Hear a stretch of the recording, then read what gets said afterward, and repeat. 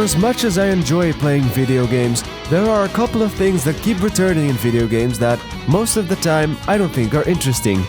Therefore, I'd like to look at the ones that bother me the most. Now, these aren't things like bad controls, glitches, lag, cheap ways to get more money out of you, or any of those kinds of annoyances. These are things that keep reappearing in relatively good working games that are rarely used in a clever way or get old real fast. Keep in mind that this list is purely opinion based. It's judged solely about how I feel about them, and these are only games that I've played. If you enjoy the things I point out, that's fine by me. Let's not waste any more time and start the list. Number 10. Dumb AI during escort missions. Escort missions are often considered to be some of the worst type of missions in video games, and while I don't dislike them as badly as some others, I've played multiple games where the AI didn't even try to defend itself, which does get under my skin. In games like Resident Evil 4 or Eco, the character doesn't even attempt to run or hide from the enemies. They just stand still, letting themselves get killed unless you pull them away. This makes fighting the enemies needlessly frustrating because I'm busy enough fighting the enemies myself. I don't have time to take care of them. So when I lost, it didn't feel like my skill was to blame, but more the dumb AI. However, in a game like Prince of Persia: The Sands of Time, the AI actually defends herself, even helped me out every now and then. In these cases, I didn't mind so much. Number 9. Main characters that don't talk. This is something a lot of people have different opinions about, but personally it never worked for me. I think what games where the protagonist doesn't talk try to accomplish is that the characters are speaking towards the player instead of the protagonist. This way, the player can interpret their own reaction, not being bound to the reaction the protagonist gives and not risking the chance of the player being annoyed by the protagonist. Unfortunately, this creates really off and awkward conversations because the side characters are basically talking towards themselves, never acknowledging the fact that you never respond to what they say, which make the cutscenes less interesting than they probably otherwise would have been, in my opinion. Also, it makes the protagonist look like a bland and emotionless character.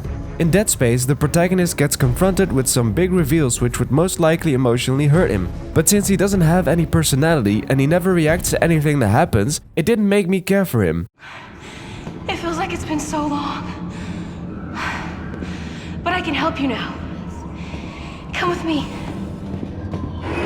If the protagonist doesn't seem to care what happens, why would I? However, the only times this works is when not being able to talk is a character trait, and the side characters actually acknowledge the protagonist doesn't talk. For example, South Park: The Stick of Truth. Be back before it gets dark. Yeah, we love you too. With exception of this game, I haven't played any other games where this works. Number 8. Long breaks between saving your progress. This mechanic has its ups and downs. Do you know the feeling? Wanting to stop playing a video game but you need to find the next save point, not knowing how far it is, often resulting in doing long sequences you don't feel like playing, or resulting in quitting the game and having to do a long part over again? This type of frustration only happens in games where you're not able to save regularly, forcing the player to make a long sit each time he or she plays it. It mostly happens in games that use a save point mechanic or games where you need to beat an entire level in order to save. However, this doesn't mean it's a bad mechanic altogether. It can create suspense because you want to be able to make it to the next checkpoint without dying, challenging the player's skills and being extremely satisfying once you make it through a section as a result. However, sometimes the save points are just too far apart for no good reason. Sometimes when you die and retry, you find yourself a couple of steps away from the point you died, but when you restart the game and load your save file, you're sent back to the save point. Why not use autosave in this scenario? The most annoying save point I've faced is one of the early ones in Final Fantasy VII. Here, you're forced to sit over 50 minutes until the next save point, and I didn't have that much time, so I had to play 30 minutes over again just because I wasn't able to save. This feels like it could have been easily fixed with a pop-up after a cutscene asking you to save. Long breaks between saving your progress. Sometimes it's challenging and satisfying, other times it's needlessly frustrating. Number 7. Riding giants. In games like Batman Arkham Asylum, God of War and Dante's Inferno, you could control a giant after giving it enough damage. The first time I saw this, it was pretty fun because I could suddenly beat hordes of enemies without a worry. Unfortunately, the more I did it, the less fun it became. until the fun was over and it was more of an annoying chore. When you're riding a giant, you're usually very limited in your movement. Mostly, you're just spamming the attack button and hitting as many enemies as possible.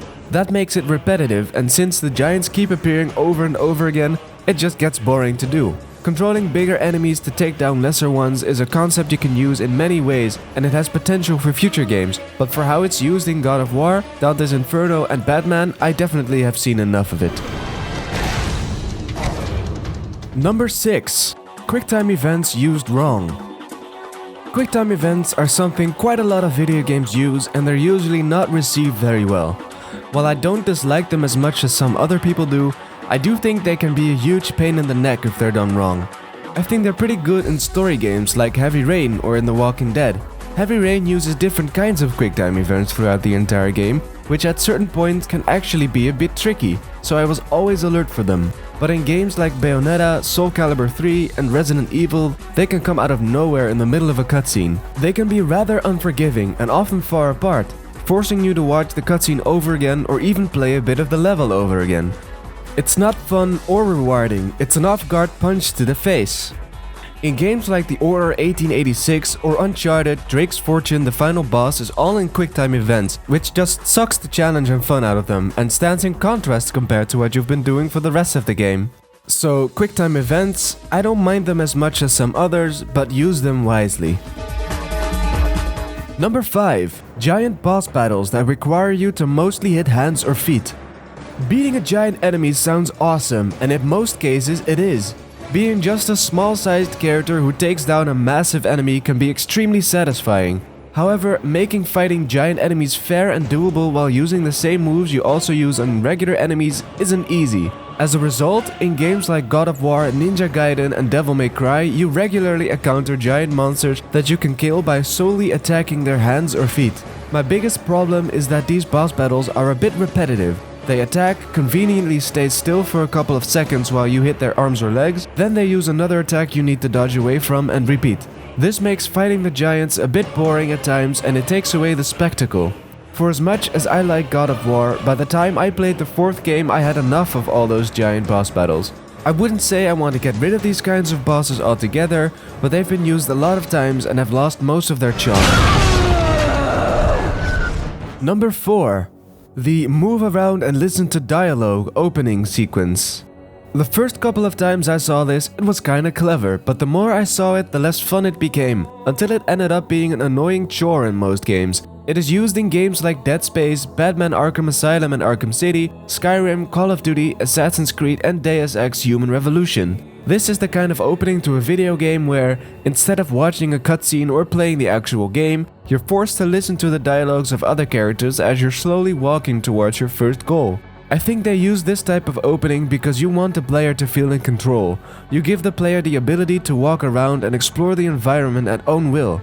On paper this sounds good, but it most of the time doesn't work out well. Usually you're very limited in your movement because you're supposed to walk in a straight line, which is different compared to the actual gameplay you're going to focus on most of the time. Even if you're able to walk off the path, most of the time there isn't anything remarkable to find, so you just walk towards the place the game wants you to go. Just staring at characters' faces while they give long speeches simply isn't an interesting way of telling a story. It feels like a slow way to start the game, and my biggest problem is there's no way of skipping these sequences ever. If I'm not interested in the story or already have played the game, too bad, I'm forced to sift through this opening again. With both Skyrim and Dead Space, I've started from the beginning multiple times due to save file issues, and the third time I just walked away and did something else until the opening was done. How many times you watched that thing? Guess you really miss her. Don't worry, we're almost there. You'll be able to look her up once we're on board. As a creator, this is not what you want the player to do. However, not every time this opening is used it's a bad thing. From the games I've played, BioShock Infinite and The Last of Us do a great job of making the opening sequence interesting. I think that it works in these games because the creators made sure that there's something interesting to explore in every single corner, whether it's story-wise or just interesting for the exploration. But for as much as I love them, I do need to admit that it takes away a bit of the replayability of these games. In most of the games, I just sigh once I see this type of opening. Number 3. Traveling long distances over and over again. This is one of the main reasons I'm not fond of sandbox games or MMORPGs. Again, something a lot of opinions vary on. Games like The Godfather, Grand Theft Auto, Legend of Zelda, World of Warcraft, Skyrim or Assassin's Creed want you to constantly travel in the game world in order to get to the next mission. Traveling is usually done by simply walking or driving, which can take up quite some time depending on what mission you're going to play. Simply said, I just think this is a very repetitive type of gameplay that is not fun to play. Usually, there isn't much on the way in order to make traveling more interesting. Just go in the direction the game wants you to go and wait until you get there. Most sandbox games try to make this interesting by giving you mini quests on the path, or games like Grand Theft Auto and Saints Row offer radio stations you can listen to. This does make traveling a bit more interesting, but not as interesting as simply skipping the sequence altogether. In LA Noire, this is done perfectly. You have the option to let your ally drive, which skips the traveling sequence altogether, making the flow of the game a lot better. Once I had the option to let him drive, I never drove myself again. It is fun in games like Shadow of the Colossus because each path you take is different than the other, and there's always a bit of suspense, never knowing what monster you're going to face and in what kind of environment you're going to end up next. In games like Infamous or Saints Row 4, you have superpowers which allow you to travel at high speed, and there are also plenty of useful collectibles to make traveling fun. However, in most games I've played where you're supposed to travel long distances, I simply think the traveling is repetitive and not that much fun. Number 2. No rewards for playing non-story modes or no rewards at all. This is especially a problem in fighting games. I am someone who wants a reward for playing all the modes a video game offers, a certain goal to accomplish. If a game doesn't offer a specific goal or reward, I usually see no point in playing it for very long. For example, Virtua Fighter, Marvel vs. Capcom, Street Fighter and King of Fighters all don't have a single reward, or at least the games I tried of the series. You start with all characters, no story mode or anything like that. You're just playing the standard modes until you're bored, which is a shame because I think the fighting systems are pretty fun. It's kinda like if Batman Arkham City would only have the challenge mode instead of the entire story mode experience made around it. Sure, they look good and are pretty fun to play, but it's the experience made around the gameplay that makes Batman Arkham City a great game. In games like Mortal Kombat or Soul Calibur, you don't start with all the characters. There are story modes and other interesting modes where there are actual goals to accomplish. Modes with actual fun rewards like new characters, costumes, weapons or other stuff. This stimulates me to try all the characters and to play the game for longer periods of time because it truly gives the feeling of making progress.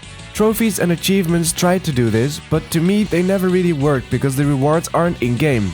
I don't really care about an off-topic score that is a bit higher than the one of an old classmate. So if a game gives me a reward for playing the modes it offers, I'm stimulated to try them all. If it's mindlessly playing basic modes with no sense of progress, I'm done way faster than I would like to be. And my biggest annoyance in games is not being able to pause or skip the cutscenes. With exception of story experience games like the Quantic Dreams games, Telltale games or adventure games where story is the essence of the game, this problem can make a game a lot less good than it otherwise would have been or, in my opinion, even ruin it. When a cutscene is playing and I need to do something else, I want to pause the cutscene, but in each game the controls are different, often resulting in skipping the cutscene by accident. As a result, I have to reload my save file in order to view the rest of the cutscene, or simply continue the game while I've missed a part of the cutscene. It's too late. You're gonna have to fight your way out. These can all be pretty frustrating, but the main reason why it's on number 1 is if you're not able to skip cutscenes at all. This means you're forced to sift through the cutscenes no matter how badly you want to skip them. In the first Kingdom Hearts, there's often a cutscene right before a boss battle, so if you lose multiple times, you're forced to watch the cutscene over and over again. It can also heavily decrease the replayability of a game, since I don't always want to sift through the same cutscenes again when I replay a game. Sometimes I just want to go to the gameplay sequences. In my opinion, Okami, Super Paper Mario and El Shaddai are all ruined by awful and long cutscenes or interactive story parts that you're not able to skip. Okami looks great, I love the drawing mechanics and the overall atmosphere, but the story is so cliché and just downright boring. It's about an ancient villain who has awakened and the protagonist needs to defeat it. That's all the story there is, and that's all the story you need. Do you really need all those damn dialogues and backstory in order to make us care? The fact that it uses some of the most annoying character noises I've heard in dialogue doesn't make it easier.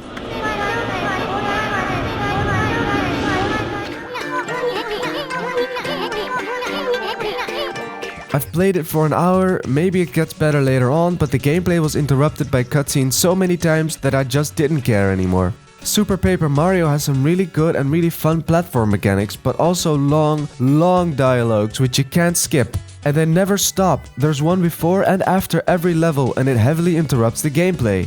Since I didn't care about the story, I started to lose my interest in the game after a couple of hours, because there's just so much story to this game. And then there's El Shaddai. Let me make one thing clear. The graphics are amazing. Each stage looks like a piece of art, and it's a pleasure to walk through this game. Unfortunately, it has the worst narrative I've ever seen in a game. Cutscenes, interactive story sequences, and dialogue sequences appear regularly, and they're some of the vaguest, most impossible to understand and torturously boring cutscenes I have ever seen. It jumps from place to place, character to character, and there's no logic to connect things whatsoever. If I were able to skip these scenes, I might have recommended checking it out, but being forced to sift through this narrative just sucked all the enthusiasm out of me. The best way to treat cutscenes is, in my opinion, how Kingdom Hearts 2 and the Uncharted games do it.